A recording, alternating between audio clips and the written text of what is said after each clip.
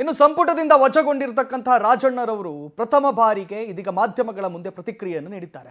ನನ್ನ ವಜಾ ವಿಚಾರದಲ್ಲಿ ದೊಡ್ಡ ಷಡ್ಯಂತ್ರ ಇದೆ ಅಂತ ತಿಳಿಸಿದ್ದಾರೆ ರಾಜಣ್ಣ. ಸಂಪುಟದಿಂದ ವಜಾ ಬಳಿಕ ರಾಜಣ್ಣ ಮೊದಲ ಪ್ರತಿಕ್ರಿಯೆಯನ್ನು ನೀಡಿದ್ದಾರೆ. ನನ್ನ ವಜಾ ವಿಚಾರದಲ್ಲಿ ದೊಡ್ಡ ಷಡ್ಯಂತ್ರ ಇದೆ. ಸಿಎಂ ಸಿದ್ದರಾಮಯ್ಯ ಭೇಟಿ ಬಳಿಕ ಕೆಎನ್ ರಾಜಣ್ಣ ಈ ರೀತಿಯ ಮಾತನಾಡಿರುವಂಥದ್ದು. ಸಚಿವರು ಶಾಸಕರ ನಿಯೋಗದ ಜೊತೆ ನಾನು ಹೈಕಮಾಂಡ್ ಭೇಟಿಯನ್ನ ಮಾಡ್ತೀನಿ, ಶೀಘ್ರದಲ್ಲಿ ಹೈಕಮಾಂಡ್ ಭೇಟಿಯನ್ನು ಮಾಡ್ತೀನಿ ಅಂತ ಹೇಳಿ ರಾಜಣ್ಣ ತಿಳಿಸಿದ್ದಾರೆ.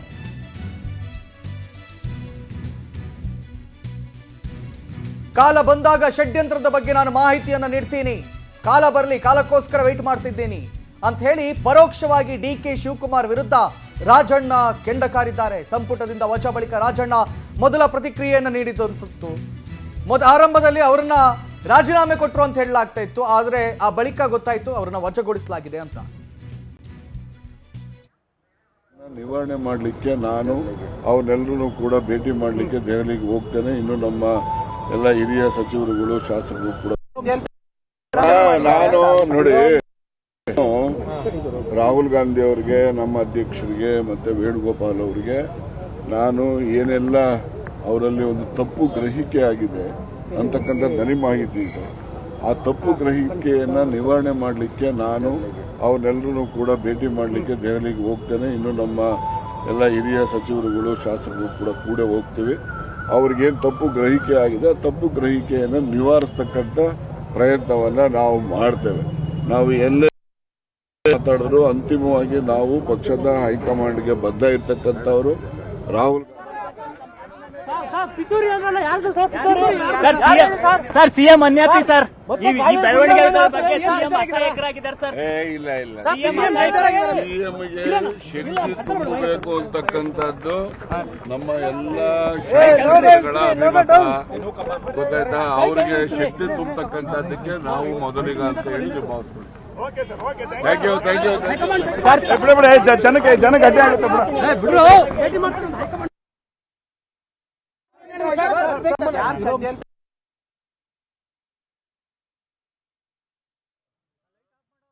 ಕೇಳ್ಬಿಡಿ ಆಮೇಲೆ ನಿಮ್ದು. ಮಾಜಿ ಸಚಿವ ಅಂತ ಕರ್ಸ್ಕೊಳ್ಳಲಿಕ್ಕೆ ನನಗೆ ಬಹಳ ಸಂತೋಷನೂ ಆಗಿದೆ. ಸನ್ಮಾನ್ಯ ಸಿದ್ದರಾಮಯ್ಯನವರು ನನಗೆ ಅವಕಾಶ ಕೊಟ್ಟಿದ್ರು ಮಂತ್ರಿಯಾಗಿ ಕೆಲಸ ಮಾಡಲಿಕ್ಕೆ. ಅವರಿಗೆ ಅಭಿನಂದನೆ ಸಲ್ಲಿಸಲಿಕ್ಕೆ, ಧನ್ಯವಾದ ಹೇಳಲಿಕ್ಕೆ ನಮ್ಮ ಜೊತೆಯಲ್ಲಿ ಹಿರಿಯ ಸಚಿವರಾಗಿರ್ತಕ್ಕಂಥ ಸತೀಶ್ ಜಾರಕಿಹೊಳಿ ಅವರು, ನಮ್ಮ ಚಲುವಣ್ಣವರು ಮತ್ತು ನಮ್ಮ ಸುಧಾಕರ್ ಅವರು ಮತ್ತು ಇತರ ಎಲ್ಲ ಶಾಸಕ ಮಿತ್ರರು ಕೂಡ ನಾವು ನಮ್ಮ ನಸೀರ್ ಸಾಹೇಬರು ಆದಿಯಾಗಿ ನಾವೆಲ್ಲರೂ ಕೂಡ ಸಾಹೇಬರನ್ನ ಭೇಟಿ ಮಾಡಿ ಅವರಿಗೆ ಧನ್ಯವಾದಗಳನ್ನು ಅರ್ಪಿಸಿದ್ದೇನೆ. ಈ ಒಂದು ಸಂದರ್ಭ ಇವತ್ತು ನಾನು ಮುಖ್ಯಮಂತ್ರಿಗಳು ಸ್ಟೇಟ್ಮೆಂಟ್ ಮಾಡಿದ್ಮೇಲೆ ನಾನು ಒಂದು ಸ್ಟೇಟ್ಮೆಂಟ್ ಮಾಡಬೇಕು ಅಂತ ಇದ್ದೆ.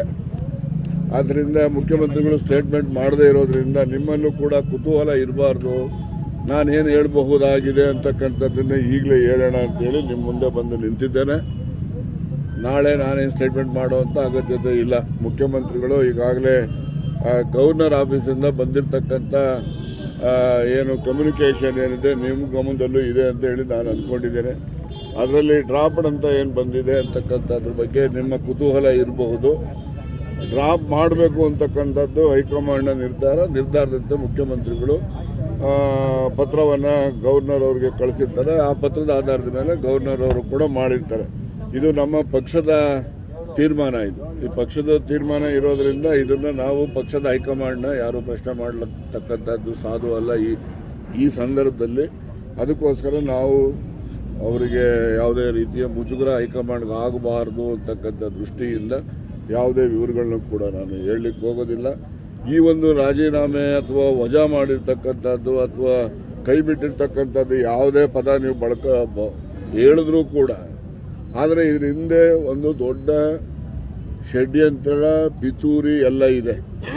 ಈ ಪಿತೂರಿ ಷಡ್ಯಂತ್ರ ಯಾರು ಮಾಡಿದ್ದಾರೆ, ಏನು ಮಾಡಿದ್ದಾರೆ, ಏನೇನು ನಡೆದಿದೆ, ಎಲ್ಲೆಲ್ಲಿ ಯಾವ ಮುಖಂಡಗಳ ಜೊತೆ ಏನೇನು ನಡೆದಿದ್ದಾವೆ ಅವೆಲ್ಲವನ್ನು ಕೂಡ ಕಾಲ ಬಂದಾಗ ನಾನು ತಿಳಿಸ್ತೇನೆ.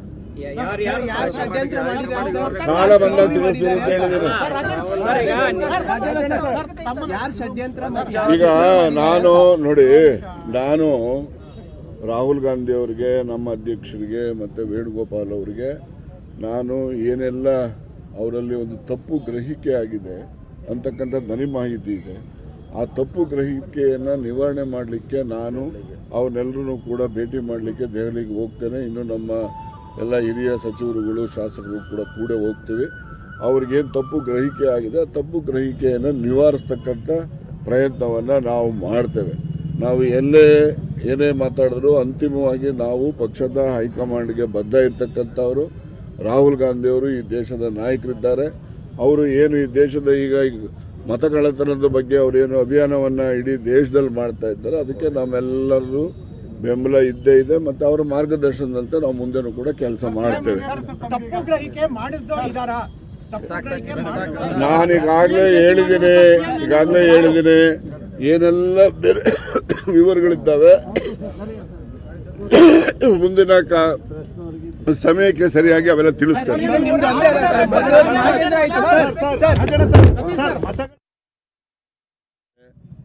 ಈ ಒಂದು ಸಂದರ್ಭ ಇವತ್ತು ನಾನು ಮುಖ್ಯಮಂತ್ರಿಗಳು ಸ್ಟೇಟ್ಮೆಂಟ್ ಮಾಡಿದ್ಮೇಲೆ ನಾನು ಒಂದು ಸ್ಟೇಟ್ಮೆಂಟ್ ಮಾಡಬೇಕು ಅಂತ ಇದ್ದೆ.